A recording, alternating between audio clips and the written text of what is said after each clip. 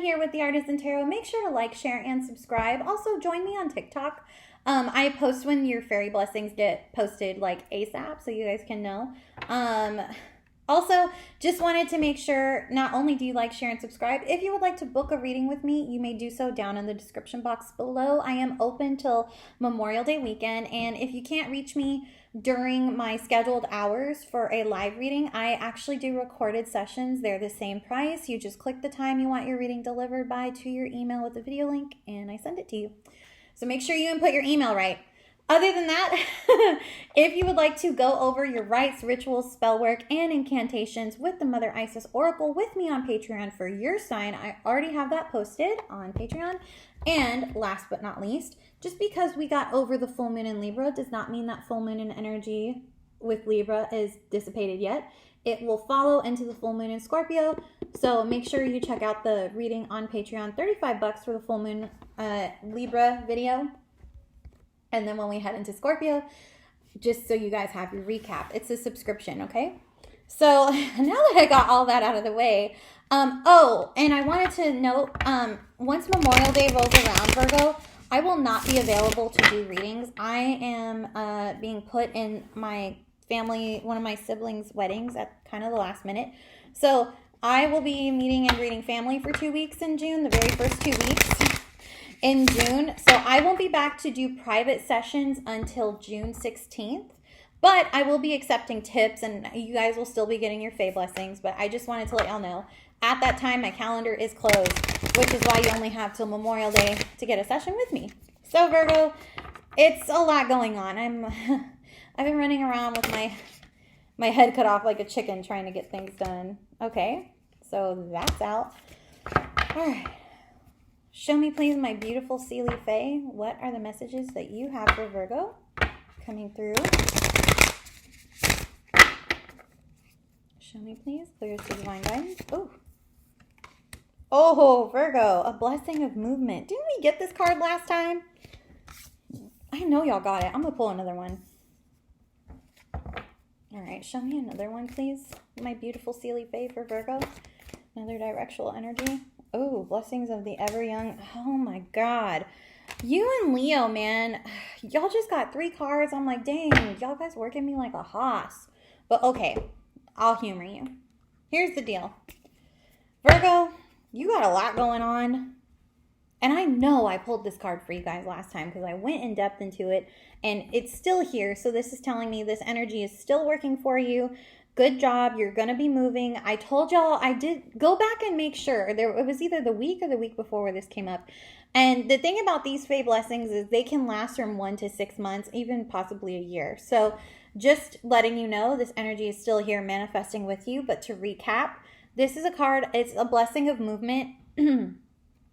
Now, it depends on several factors. 1, your environment. 2, it also depends on, give me a second here, I need some water.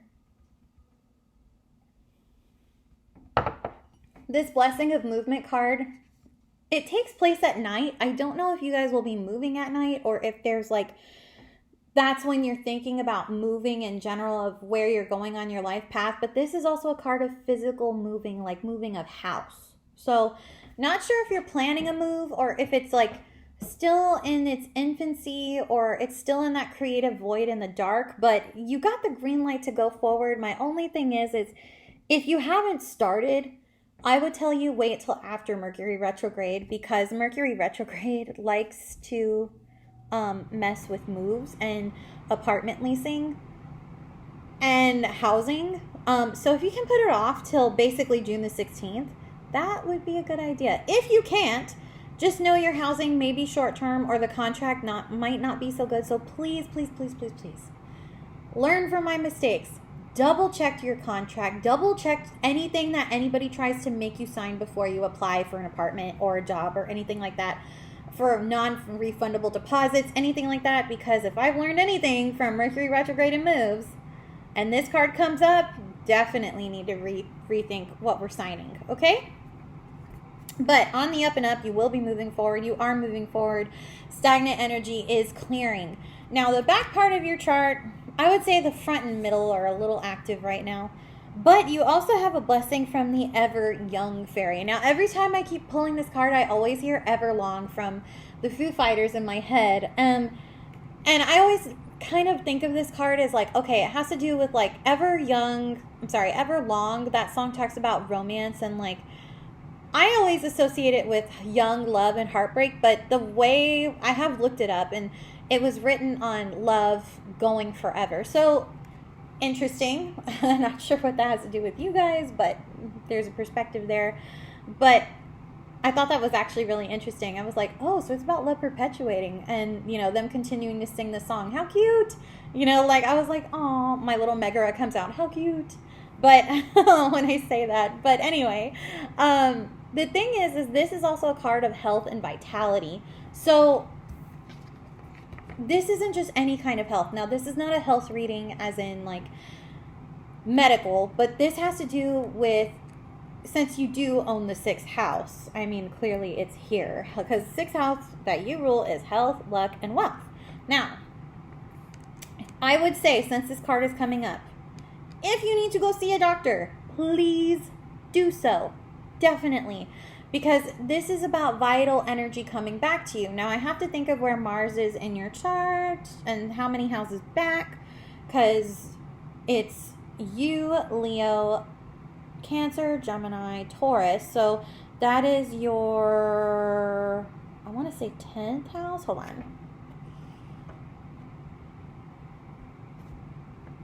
9th. Okay, that's your 9th house of philosophy and spirituality. So because there's a lot going on for you. You're going to be forced to really re-examine your 9th house values. I think I talked about this a while ago too.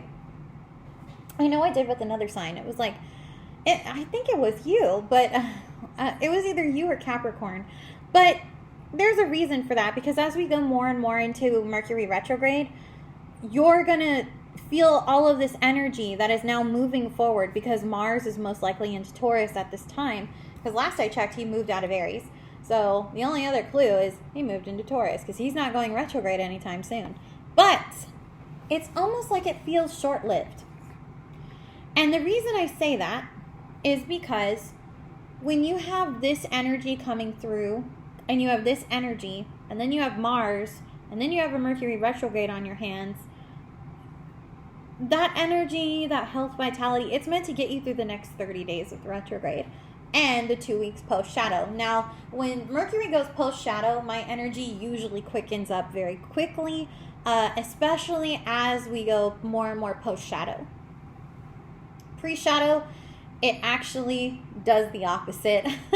So the more we head into pre-shadow, the more my energy drains, actually. And I try to hurry and rush and get things done. Don't know if that happens to you guys, but that does happen to me. Now, with this card, this actually has to do with the wisdom of the Fae. And you have to understand, the Fae live a very long time. They outlive humans. And it's essentially because they know about longevity. They know about the youthful spirit. And see, to me, when I say youthful spirit, I'm not thinking inner child here. I'm thinking of that vivacious inner teenager that loves spontaneity. And this is exactly what this card is talking about. Perfect energy to move through in these next 2 weeks before things kind of get humdrum in your 9th house, of forcing you with a flashlight to review your spirituality and what you base your beliefs on. Because not only do we have that, but in your 8th house of of Aries, we have Eris and Chiron there. So we have the goddess of strife coming into your 8th house of love, romance, and sexuality, in the sense of sexuality, taxation, death, rebirth, etc., kind of coming in, and Eris is sparking things up in Scorpio. And then Chiron is there, because it's Aries, but it's an Aries placement, but it's still Scorpio on the back part of it. So Aries in the 8th is essentially going to make you experience these big bursts of strife in this area. If you have a partner, especially a romance partner, there might have been things, I can't believe I'm picking up on this, but there might have been a dip in the bedroom, maybe. This is going to reignite that. But the thing is I'm more focused on your Chiron, where Chiron is right now progressively, because he is with Eris in Aries. And Chiron in Aries is also, again, that big bang, that big spark, but he's the guy who, like, ferries us to the other side of the underworld. And for him to be in a fire sign, it's basically like his boat is constantly, because he's an underworld elemental energy. So for him to be like, he's a ferryman of water and he's in a fire energy, it keeps getting burnt out and depleted. He keeps healing, keeps getting burnt out and depleted. It's a cycle because he's having to keep replacing his damn boat. And in your 8th house. And so for you, that is, I don't know if that's normal for you guys. I don't think so. But I think you're starting to realize just how burned out you really are in that area. So there is going to be some fun spontaneity coming back. But if we look at what's happening in Capricorn, which is 2 more houses away for you, Virgo, that goes, let's see, we go past your partnership, then we go to your 6th, so we go to your 5th, okay? You're being challenged again with Pluto, like a flashlight, as he's about to go retrograde, saying, hey, what's down here? Hey, what's in there? And that's not even to mention in your 7th house of partnerships, you got Jupiter and Saturn and Neptune there. Okay, so there's a lot going on for you, Virgo. I feel like this year is a little dense for you because for me, Saturn's about to move out of Aquarius. So Saturn is not as bad as he could be, but when he moves into Pisces, y'all better pray for yourselves, man. Y'all been doing some dark stuff magically. You better pray for your karma now. And I'm telling you this, I'm being serious because Saturn in Pisces is known as like the jailer, prisoner kind of energy. It's dense. It has to deal with rebalancing of black magic as well. So if you casted anything that has been untoward without someone paying karmic price and you just cast it out of jealousy or to be mean or cruel, you're going to get yours. I'm telling you, you're going to get yours.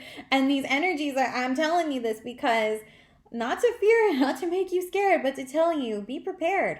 This is one of those times where you're allowed to have fun in the sun kind of energy, and I'm for it. But knowing what's coming ahead astrologically is huge and profound because we have all of the planets are about to line up literally right now. And as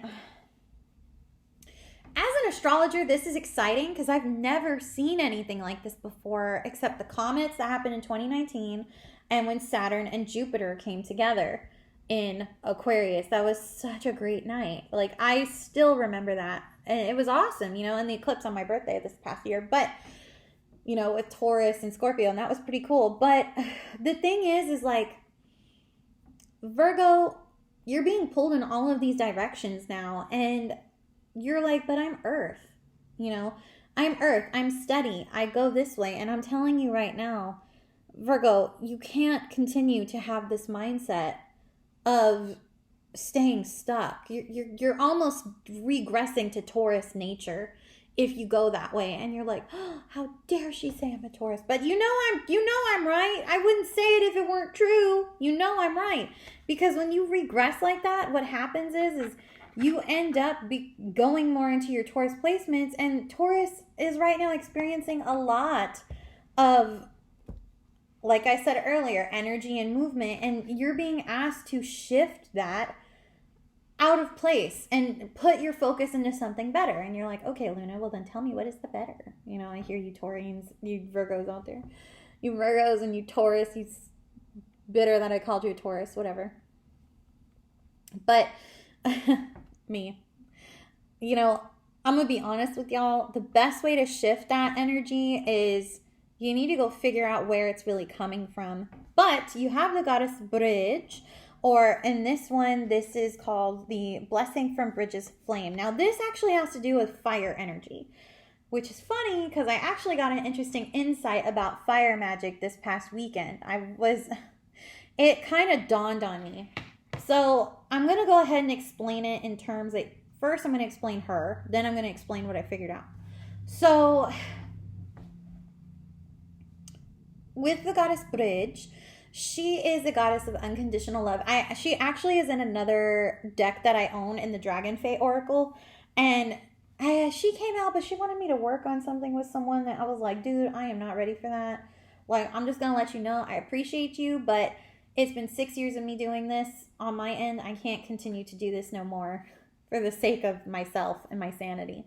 And I refuse to heal that until I have moved on physically, like from my environment. So once that happens, be happy to work with you. Until then, I told her it's a hell no. So on what she was asking me for, because I was like, I'm clearly not ready, but she accepts you at where you're ready. Now, this card, on the other hand, is different in the sense of, yes, it's still on the same premise of she wants to help you to heal, but this comes from the energy of sacred fire. Now, sacred fire and fire magic, as with all elementals and fae beings, this is obviously earth, okay, with the green. Fae magic, that's 3D realm. But fire magic is not something that makes you comfortable, Virgo. You know how to put fires out. But I always tell people when they do fire energy or, the fire elementals come up, keep an eye on them because they can realistically, it can just go and then it consumes everything, right? And so this is where with Bridge, she's going to make sure it doesn't consume everything. But her sacred flame has to do with cleansing. And honestly, a great Roman counterpart that I have worked with personally in my practice is Vesta. Vesta, and it's funny because Vesta is very much a fire sign energy, but she is of the 9th house, which has to do with philosophy, spirituality, chastity, the Vestal Virgins, intuitive insight, youthfulness. She was one of the Vestal virgins of the Greco-Roman pantheon. She was actually the head of them, but technically she was one of the 3 that remained chaste, the 3 goddesses that did remain chaste in the Greco-Roman pantheon. But aside from that, Vesta isn't just about the home. It was her job to keep the fires lit in Olympus with the sacred flame. Again, and you can use this energy or her energy with Bridge to cleanse whatever is not working for you. Cleanse it around you. You can do that too without actually using real fire magic. You can just ask and invoke her and she'll probably do it. And I say probably because you need to know what exactly you're going to use fire magic for. Now, this is where I'm going to get into what I learned. Because the thing is working with Vesta is a little bit different than Bridge. Because Bridge is a sacred fae flame.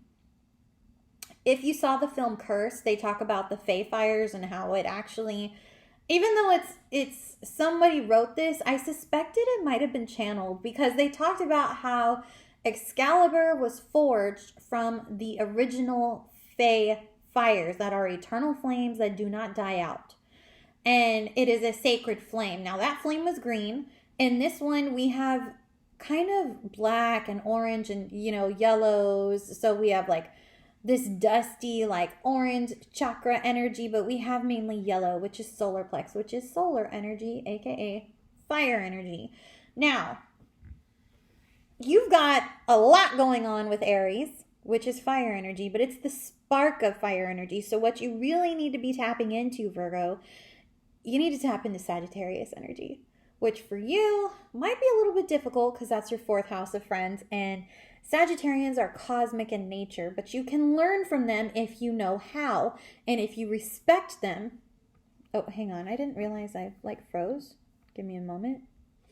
Okay, well, I'll just keep going. So anyway, it's important you learn from that, Virgo, because if you don't, then you'll have all of this sacred wisdom and knowledge and you won't be able to apply it correctly. Now, what I've learned about fire magic over the weekend was most cultures don't talk about it. They talk about them, but they don't really go into the depths of it. And I've been stuck on this prophecy from The Witcher for a while. Season 2, the one that talks about the elder blood and Ciri and her ancestor. If for those of you who saw season 2 of The Witcher, you know what I'm talking about, where she met Laura Doran. Ciri met her ancestor in a vision, and her ancestor just started spouting off this prophecy. And it's not just a prophecy, it was a curse that she invoked. But when I actually figured it out, I was like, oh my God, she's talking about fire magic. Which in the laws of the Witcher realm, fire magic is forbidden because it consumes. and only those who are skilled enough to use fire magic can wield it, and it's very rare. Like, one guy ends up like it consumes his soul essentially, and it's like, oh well, you don't want to do that. But there are animal totems, mystical totems, and real life totems. For example, salamanders, they are known to be associated with fire magic, which is creation, spark, again, cleansing here. And so we have that element again coming up. And then we have like fire magic totems would be dragons. Dragons are excellent source of fire totem magic, but you have to know how to work with them, and one, they have to want to work with you. Okay? Another one is Phoenix. Phoenixes are a form of fire magic. So, definitely do your research. Maybe you need to reach out to an animal totem that will best work for you in terms of fire magic. Because this has to do with cleansing and clearing, but also getting you through these dark times. And Bridge is a deity of fire magic. She's a goddess of it.